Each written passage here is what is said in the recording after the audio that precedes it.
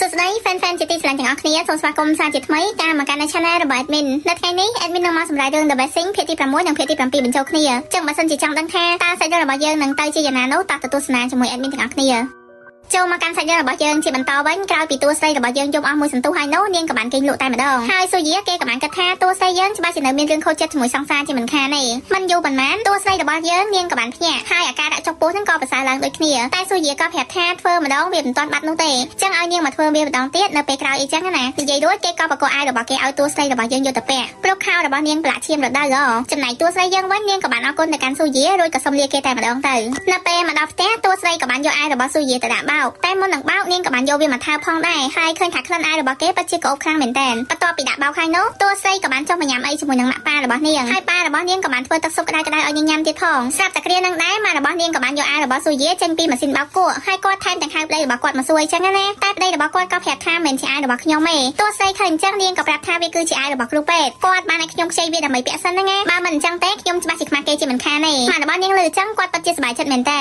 ហើយគាត់ថែមទាំងសួរនាំពីអត្តចរិតរបស់សូយាទៀតផងនិងគិតថាកូនស្រីរបស់គាត់កំពុងតែតាក់ទងគ្នាជាមួយសូយាអីចឹងណាតែតួស្រីក៏ប្រកែកថាគាត់គ្រាន់តែជាមិត្តរបស់ខ្ញុំទេតែគាត់ជាមនុស្សល្អខ្លាំងយ៉ាងណាមិញម៉ាក់ប៉ារបស់តួស្រីយើងគាត់ដូចជាពេញចិត្តចំពោះសូយាយ៉ាងខ្លាំងហើយក៏សរសើរថាគេសង្ហាទៀតប៉ុន្តែតួស្រីរបស់យើងនេះអត់ចង់និយាយអ្វីច្រើននោះឡើយនាងក៏សុំលាពួកគាត់ចូលគេងតែម្ដងទៅលុះពេលមកដល់បន្ទប់តួស្រីក៏បាននឹកសម័យពីមុខរបស់សូយានៅពេលដែលគេពិនិត្យពោះឲ្យនាងគេពិតជាសង្ហានិងមានមុនស្នេហ៍ខ្លាំងគ្រានឹងដែរតួស្រីរបស់យើងនាងក៏បានឆែកមើលវិឆានរបស់សូយាហើយឃើញពីអ្វីដែលគេបានបង្ហោះតាក់ទងនឹងឬឈើយកមកដាក់ទឹកផឹកតួស្រីឃើញអញ្ចឹងភ្លាមនាងក៏ចូលទៅចុចបេះដូងឲ្យគេតែនាងក៏បានដករូបបេះដូងចេញវិញព្រោះខ្លាចសូយាយកច្រឡំអីចឹងទៅតែមនុស្សស្មានខាងសូយាហ្នឹងគេបែរជាឃើញតាន់ជាហេតុធ្វើឲ្យសូយាគេក៏បានឆាតមកសួរនាងថាតើនាងអត់តាន់គេងទេតួស្រីក៏ប្រាប់ថានៅទេតើសូយាហ្នឹងគេក៏បានឲ្យនាងឆាប់គេងទៅព្រោះម៉ោង11យប់ហើយបន្ទាប់ពីលេងឆាតជាមួយសូយាបានមួយសន្ទុះតួស្រីក៏រៀបចំចូលគេងតែម្ដងលុះស្អែកបន្ទាប់នៅពេលដែលនាងមកធ្វើការនាងក៏បានសួរទៅកាន់សៀងយ៉ាថាបើសិនជាយើងច្រឡំចុច like ហើយដក like ចេញវិញតើភាគីម្ខាងទៀតគេមើលដឹងទេសៀងយ៉ាហ្នឹងក៏ប្រាប់ថាអត់ទេមានរឿងអីមែនតើតួស្រីហ្នឹងក៏ប្រាប់សៀងយ៉ាពីរឿងការប្រយុទ្ធមិញដែលនាងបាននិយាយថានាងច្រឡំចុចឲ្យបេះដូងទៅកាន់បងពេទ្យតែនាងបានចុចដកវាភ្លាម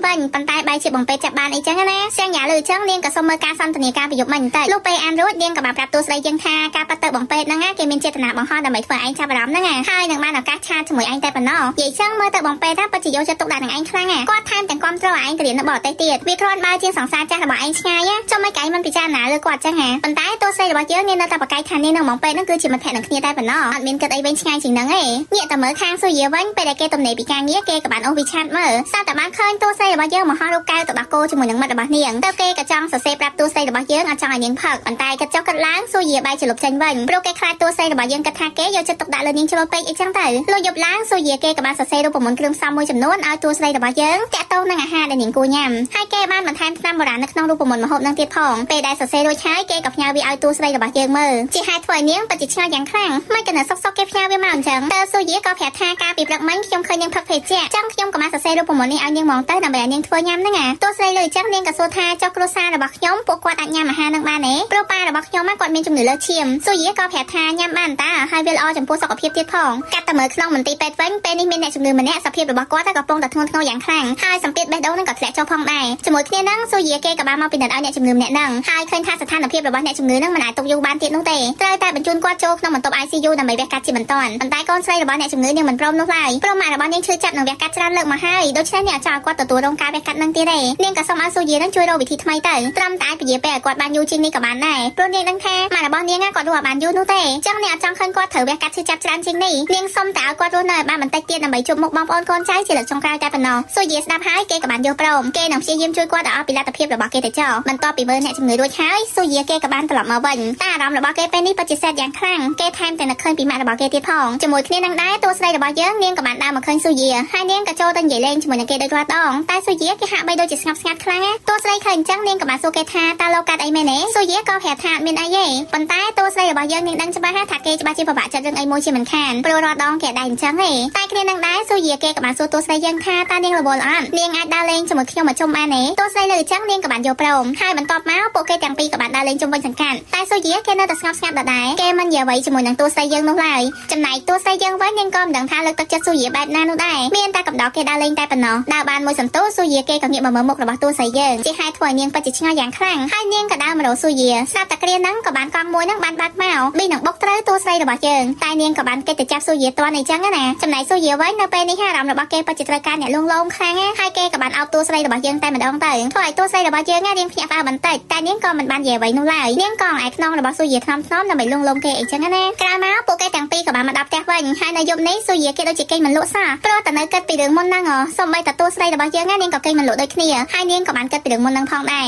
សាច់រឿងក៏បានកាត់ទៅស្អែកថ្មីជាបន្តទៀតនៅពេលដែលតួស្រីរបស់យើងមកធ្វើការនាងនៅតែគិតពីរឿងស៊ូយាអោបនាងរហូតជាហេតុធ្វើឲ្យនាងក៏បានញញឹមផងដែរជាមួយគ្នាហ្នឹងម៉ាក់របស់នាងក៏បានខលមកដោយគាត់បានប្រាប់ឲ្យតួស្រីរបស់យើងនឹងឆាប់មកផ្ទះផងពួកគាត់មានកិច្ចការចង់និយាយជាមួយនាងទោះបីជាតួស្រីរបស់យើងឲ្យគាត់និយាយឡើយនេះក៏គាត់មិនព្រមនោះដែរចាំពេលនាងមកដល់ផ្ទះចាំគាត់នឹងប្រាប់នាងលុះយប់ឡើងតួស្រីរបស់យើងនាងក៏បានមកដល់ផ្ទះហើយក៏ចូលមកញ៉ាំបាយជាមួយនឹងម៉ាក់ប៉ារបស់នាងដូចធម្មតាឆ្លៀតពេលហ្នឹងដែរម៉ាក់របស់នាងក៏បានប្រាប់នាងពីរឿងដែលគាត់ចង់និយាយគឺគាត់ចង់ណែនាំបរិសម្នាក់ឲ្យនាងហើយបរិសម្នាក់ហ្នឹងក៏រៀនផ្នែកពេទ្យ TCM ផងមិនតែប៉ុណ្ណោះអត្តចរិតរបស់គេនិងគ្រួសាររបស់គេថ្លៃថ្នូរខ្លាំងដូច្នេះគាត់ចង់ឲ្យតួស្រីរបស់យើងទៅណាត់ជួបជាមួយបរិសម្នាក់ហ្នឹងនៅថ្ងៃស្អែកនេះណាមួយគាត់បានណាត់គេឲ្យនាងរួចហើយប៉ុន្តែតួស្រីរបស់យើងនេះអត់ព្រមទៅទេមិនថាម៉ាក់របស់នាងព្យាយាមនិយាយយ៉ាងណាក៏នាងនៅតែមិនព្រមដោយនាងបានយល់លេសថានាងចិត្តទៅរៀននៅបរទេសហើយដូច្នេះនាងមិនចង់បានស្នេហាអីទេតែម៉ាក់របស់នាងហ្នឹងក៏ប្រាប់ថាទោះបីជានាងទៅបរទេសក៏បរិសម្នាក់ហ្នឹងគេអាចរងចាំនាងបានដូចគ្នាយ៉ាងណាមិញតួស្រីរបស់យើងនាងនៅតែមិនព្រមហើយនាងក៏មិនទៅជួបជាមួយគេនោះដែរលុះស្អែកបន្ទាប់តួស្រីរបស់យើងនាងក៏បានរៀបចំខ្លួនទៅជួបជាមួយស៊ូយាព្រោះដល់ថ្ងៃណាតគ្រាហ្នឹងម៉ាក់របស់នាងក៏បានចូលមកសួរថា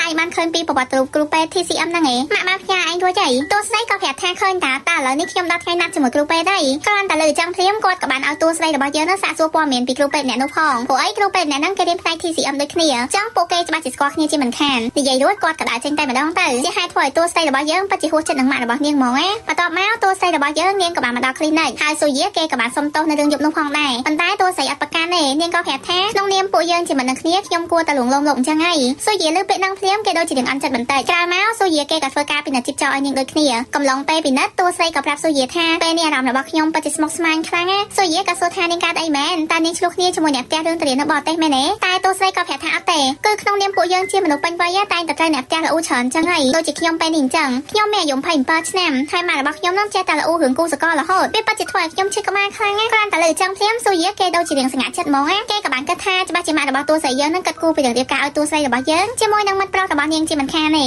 មិនយូរប៉ុន្មានការពិនិត្យក៏បានរួចរាល់ហើយតួស្រីរបស់យើងនាងក៏បានយកវេជ្ជបញ្ជាមកបាត់ឆ្នាំផងដែរបន្ទាប់មកតួស្រីរបស់យើងនាងក៏បានត្រឡប់ទៅផ្ទះវិញតែគ្រាហ្នឹងលោកតារបស់ស៊ូយាគាត់ក៏បានដើរមកឃើញតួស្រីរបស់យើងហើយគាត់ក៏បានញញឹមទៀតផងលោកពេលចេញពីធ្វើការស៊ូយាគេក៏បានមកលេងលោកតាហើយលោកតាគេក៏បានសួរពីតួស្រីរបស់យើងតែពេលនេះគេនឹងនាងមកយាយប៉ុន្តែស៊ូយាគេក៏ប្រាប់ថាមើលទៅនាងនឹងមិត្តប្រុសរបស់នាងហាក់បីដូចជាកំពុងតែចិត្តរៀបការហើយតែរាល់ថ្ងៃនេះខ្ញុំពិតជាឆ្ងល់ខ្លាំងមិត្តប្រុសរបស់នាងដូចជាមិនសូវយកចិត្តទុកដាក់នឹងនាងនោះទេតែមើលទៅនាងដូចជាស្រឡាញ់គេខ្លាំងមែនតើលោកតាលើចឹងគាត់ក៏ប្រាប់ស៊ូយាថារឿងស្នេហាតែប៉ុណ្្នឹងឯងមិនថាខាងណាខុសឬក៏ត្រូវនោះទេតែងតែមានម្នាក់នឹងស្មោះស្ម័គ្ររហូតហើយគាត់ក៏បានណែនាំឲ្យស៊ូយានឹងសម្លឹងមើលនារីផ្សេងវិញឬមួយក៏សម្លឹងមើលពេកដូចគ្នាអីចឹងណាព្រោះវ័យរបស់គេនឹងត្រូវមានគ្រួសារហើយប៉ុន្តែស៊ូយាគេអត់ចង់គិតរឿងហ្នឹងឯងណាមួយគេអត់ដែលចាប់អារម្មណ៍លើមនុស្សស្រីណានោះឡើយគេចាប់អារម្មណ៍តែតួស្រីរបស់យើងម្នាក់គត់តែអ្វីដែលគួរឲ្យស្ដាយនោះគឺនាងមានមិត្តប្រុសអីចឹងទៅដូច្នេះស៊ូយាគេអត់ដឹងត្រូវគិតបែបម៉េចទៀតទេមានតែតាមនឹងតែប៉ុណ្ណោះប៉ុន្តែស៊ូយាគេអត់ដឹងថាតួស្រីរបស់យើងបែកគ្នាឯងលុះស្អែកបន្ទាប់មកស៊ូយាគេក៏បានមកធ្វើការនៅក្នុងមន្ទីរពេទ្យធំហើយពេលនេះគេក៏កំពុងតែបញ្យល់សិស្សប្អូនម្នាក់ពីមុខជំនាញដែលនាងមិនទាន់ច្បាស់ហើយសិស្សប្អូនម្នាក់ហ្នឹងនាងមានឈ្មោះថាខឺស៊ីនប៉ុន្តែខឺស៊ីនហ្នឹងនាងអត់សូវយកចិត្តទុកដាក់លើការបង្រៀននោះឡើយនាងបែរជាគូរូបបេះដូងឡើងពេញសភៅតែម្ដងព្រោះរាល់ថ្ងៃនេះនាងកំពុងតែមានចិត្តលើបងពេទ្យយ៉ាងណោហើយបងពេទ្យវិញហ្នឹងគេក៏ប្រាប់ខឺស៊ីនថាបើសិនជានាងនៅមានមេរៀនណាដែលអត់សូវយល់នាងអាចទៅសួរលោកតារបស់គេបានគាត់នឹងបញ្យល់នាងបន្ថែមអីចឹងណាតែខឺស៊ីនហ្នឹងក៏ប្រាប់វិញថាខ្ញុំអត់សូវហ៊ានសួរលោកដុកទ័រទេព្រោះខ្លាចរំខានគាត់ហ្នឹងប៉ុន្តែស៊ូយាហ្នឹងគេអត់ឲ្យនាងគិតអញ្ចឹងទេព្រោះអីលោកតារបស់គេហ្នឹងអត់ដែលចិត្តអាក្រក់ចំពោះអ្នកណានោះឡើយជាមួយគ្នានឹងដែរប្អូនជីដូនមួយរបស់ស៊ូយាគេក៏បានចូលមកហើយគេក៏សុំឲ្យខឺស៊ីនចេញក្រៅបន្តិចព្រោះគេមានការចង់និយាយជាមួយបងប្រុសរបស់គេចំណែកខឺស៊ីនវិញនាងក៏សុំលាស៊ូយាតែម្ដងទៅ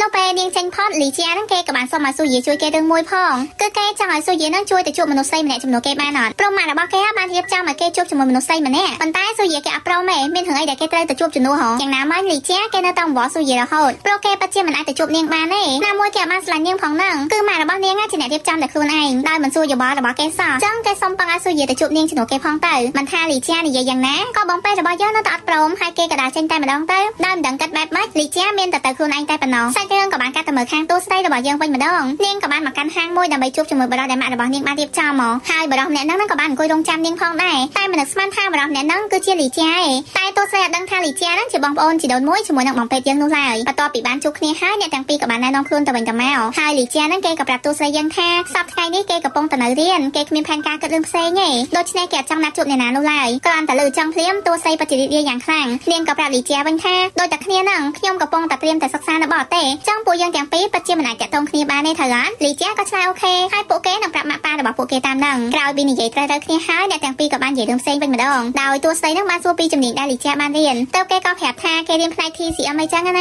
ាទូស្រីស្ដាប់ហើយនាងក៏ប្រាប់លីជាថានាងបានស្គាល់គ្រូពេទ្យម្នាក់គេក៏រៀនផ្នែកហ្នឹងដូចគ្នាហើយរាល់ថ្ងៃនេះគេធ្វើការនៅ clinic ក្នុងសង្កាត់របស់នាងហើយនាងក៏រៀបរាប់ប្រាប់លីជាតាមហ្នឹងទៅលីជាហ្នឹងគេក៏បានសួរទូស្រីយ៉ាងថាចុះមានស្គាល់ឈ្មោះពេទ្យម្នាក់ហ្នឹងហ៎តែទូស្រីក៏ប្រាប់វិញថាខ្ញុំអត់ចាំឈ្មោះរបស់គាត់ទេព្រោះអត់សូវបានចាប់អារម្មណ៍រឿងហ្នឹងសោះហើយលីជាហ្នឹងគេក៏បានប្រាប់ទូស្រីរបស់យើងពីបងប្រុសគេវិញម្ដងដែលគេបានប្រាប់ថាគេក៏មានបងប្រុសម្នាក់ហ្នឹងធ្វើការនៅ clinic ហ្នឹងដូចគ្នាហើយគេក៏រៀបរាប់ពីអត្តចរិតនិងជំនាញរបស់បងប្រុសគេហ្នឹងប្រាប់ដល់ទូស្រីរបស់យើងទៀតផងទូស្រីស្ដាប់ហើយនាងក៏បានគិតថាមិនក៏បងប្រុសរបស់លីជាហ្នឹងដូចជាបងពេទ្យខ្លាំងម៉េចមិនយូរប៉ុន្មានទូស្រីរបស់យើងនាងក៏បានត្រឡប់មកផ្ទះវិញហើយម៉ាក់របស់នាងហ្នឹងក៏បានសួរពីការណាត់ជួបផងដែរតើវាដំណើរការមកយាយតើទូស្រីហ្នឹងក៏ប្រាប់ថាគេអត់ចាប់អារម្មណ៍ជាមួយខ្ញុំទេហើយគេនៅក្មេងខ្លាំងចឹងពួកយើងអត់ស័ក្តិសមគ្នាឡើយនិយាយរួចនាងក៏សុំលាម៉ាក់របស់នាងចូលបន្ទប់ហ្មងទៅកាត់ទៅមើលខាងស៊ូយាវិញគេកំពុងតែប្រឹក្សាយោបល់ជាមួយម្ដាយរបស់ក្មេងប្រុសម្នាក់ព្រោះកូនរបស់គាត់កំពុងតែឈឺហើយគេរៀបមិនឈប់សោះគាត់បានទៅរកគ្រូពេទ្យផ្សេងដើម្បីពិនិត្យដែរតែអត់ជាអីចឹងណាស៊ូយាស្ដាប់ហើយគេក៏បានសុំពិនិត្យគូតក្មេងប្រុសនឹងបន្តិចដើម្បីមើលឲ្យច្បាស់ថាតើក្មេងប្រុសម្នាក់ហ្នឹងគេមានជំងឺឆ្លងអីអត់ប៉ុន្តែក្មេងប្រុសម្នាក់ហ្នឹងគេអត់ព្រមទេព្រោះគេខ្លាចអស់លុយច្រើនអីចឹងណា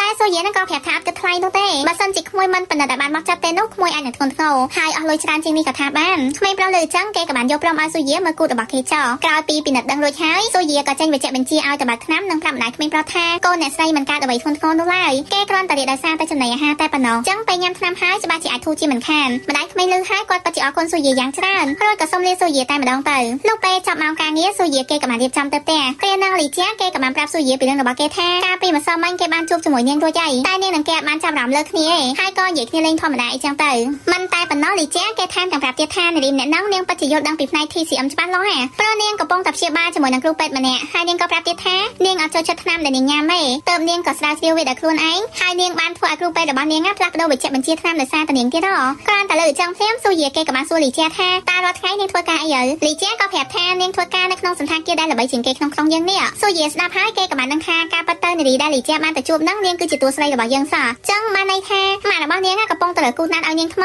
ចឹងនាងនឹងមិត្តប្រុសរបស់នាងប្រហែលជាបែកគ្នាឲ្យមើលទៅគ្រាន់តែគិតដល់រឿងនឹងភ្លាមស៊ូយាគេពិតជាសប្បាយចិត្តនិងមានសង្ឃឹមយ៉ាងខ្លាំងហើយគេថែមទាំងញញឹមញញែម្នាក់ឯងទៀតផងជាហេតុធ្វើឲ្យលីជានឹងឡើងឆ្ងល់ហ្មងកាត់ទៅមើលខាងតួស្រីយើងវិញនាងនិងអ៊ីសិននឹងកំពុងតែពិនិត្យមើលបុគ្គលិករៀបចំបន្ទប់ឲ្យភ្ញៀវព្រោះអីមានភ្ញៀវពិសេសជាច្រើនអ្នកពួកគេនឹងមកស្នាក់នៅទីនេះចឹងតម្រូវឲ្យតួស្រីរបស់យើងនឹងរៀបចំបន្ទប់ឲ្យស្អាតអីចឹងណាកន្លងពេលនិយាយគ្នានឹងអ៊ីសិនគេក៏បានចាប់អារម្មណ៍មើលផ្កាលីលីនៅក្នុងដៃរបស់តួស្រីយើងហើយគេក៏ដកយកវាមកតងពីនាងទៀតផងជាហេតុធ្វើឲ្យតួស្រីរបស់យើងពិតជាឆ្ងល់យ៉ាងខ្លាំងបន្ទាប់មកអ៊ីសិនគេក៏បានមកឈរចាំសៀងយ៉ាលោកពេលឃើញនាងដើរមកគេក៏បានថតផ្កានឹងឲ្យនាងហ្មងទៅសៀងយ៉ាឃើញចឹងនាងដូចជានាងចម្លែកចិត្តបន្តិចតែអ៊ីសិនហ្នឹងគេក៏ប្រាប់ថាគេជួននាងដើម្បីនាងខំធ្វើការហ្នឹងណានិយាយរួចគេក៏សុំលានាងទៅធ្វើការរបស់គេវិញផងដែរសាច់រឿងក៏បានកាត់ទៅពេលយប់វិញម្ដងនៅពេលដែលតួស្រីរបស់យើងចេញពីធ្វើការនាងក៏បានជួបស៊ូយានៅតាមផ្លូវហើយថ្ងៃនេះនាងសង្កេតឃើញស៊ូយានឹងដូចជាសប្បាយចិត្តខុសពីធម្មតាមិនតែប៉ុណ្ណោះនាងក៏បានយកផ្កាលីលីនឹងជូនគេទៀតផងដើម្បីជាការអរគុណដល់គេហើយស៊ូយាគេក៏ប្រាប់ឲ្យតួស្រីយើងនឹងកុំភ្លេចទៅពិនិត្យសុខភាពនៅសប្តាហ៍ក្រោយនេះផងបន្ទាប់ពីនិយាយគ្នាបានមួយសន្ទុះតួស្រីក៏សុំលាស៊ូយាតែម្ដងទៅត្រឡប់ទៅមើលខាងសៀងយ៉ាវិញនៅពេលដែលនាងចេញពីធ្វើការនាងក៏បានរៀបចំខ្លួនទៅផ្ទះស្រាប់តែបានលឺអ៊ីសិននឹងកំពុងតែនិយាយទូរស័ព្ទជាមួយម៉ាក់របស់គេពីរឿងដែលគាត់ចង់រកគូណាត់ឲ្យគេហើយអ៊ីសិនគេក៏បានយកព្រមចាំពេលគេទំនេរគេនឹងទៅជួបគាត់ចោលសៀងយ៉ាលឺហើយនាងក៏ធ្លាក់ទឹកមុខបន្តិចហើយមើលទៅនាងនឹងក៏ដូចជាមានចិត្តលើអ៊ីសិនតិចតិចផងដែរលោកស្អែកបន្ទាប់ក្នុងសន្តាគារក៏មានពិធីជួបជុំមួយហើយមានភ្ញៀវជាច្រើនក៏បានមកចូលរួមដូចគ្ន